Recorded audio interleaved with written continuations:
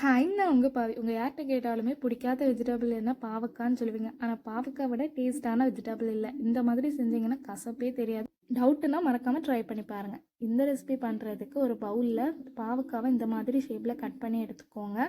கூடவே கொஞ்சமாக உப்பு அப்புறம் மஞ்சள் தூள் ஆட் பண்ணி நல்லா மிக்ஸ் பண்ணி ஒரு அரை மணி நேரம் அப்படியே வச்சுக்கலாம். அதுக்கப்புறமா ஒரு 2 பெரிய வெங்காயத்தை வந்து இந்த மாதிரி நீல வாக்கில் கட் பண்ணி எடுத்துக்கோங்க. எவ்வளோ வெங்காயம் சேர்க்குறீங்களோ அந்தளவுக்கு இந்த ரெசிபி ரொம்ப டேஸ்ட்டாக இருக்கும். ஸோ அதிகமாக சேர்த்துக்கோங்க.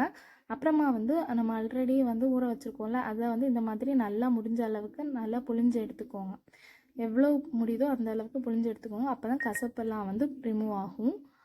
அப்புறமா ஒரு கடாயில் வந்து தேவையான அளவுக்கு ஒரு 2 ஸ்பூன் அளவுக்கு எண்ணெய் ஆட் பண்ணிவிட்டு கொஞ்சமாக கடுகு ஆட் பண்ணி அது நல்லா பொரிஞ்சதுக்கப்புறமா கறிவேப்பிலை ஆட் பண்ணிக்கோங்க.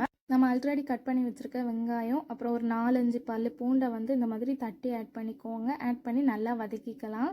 லைட்டாக வதங்கினதுக்கப்புறமா நம்ம வந்து கட் பண்ணி க்ளீன் பண்ணி வச்சுருக்க அந்த பாகக்காவை ஆட் பண்ணிவிட்டு கொஞ்சமாக உப்பு மஞ்சள் தூள் ஆட் பண்ணி நல்லா வந்து வதக்கி விட்டுக்கலாம். அப்புறம் தீயை ஸ்லோ ஃப்ளேமில் வச்சுட்டா அந்த மூடி போட்டு ஒரு 10 நிமிஷம் வேக வச்சிங்கன்னா இந்த மாதிரி நல்லா வெங்காயமும் பாவக்காவும் வந்துடும். அதுக்கப்புறமா வந்து தேவையான அளவு மிளகாய் பொடி அப்புறம் கொஞ்சமாக சாம்பார் பொடி ஆட் பண்ணி நல்லா வந்து மிக்ஸ் பண்ணிக்கலாம். லாஸ்ட்டாக இறக்குறதுக்கு முன்னாடி கொஞ்சமாக வெல்லம் ஆட் பண்ணி நல்லா மிக்ஸ் பண்ணி இறக்குனீங்கன்னா சூப்பரான பாவக்காய் தொக்கு ரெடி. கண்டிப்பாக ட்ரை பண்ணி பாருங்கள்.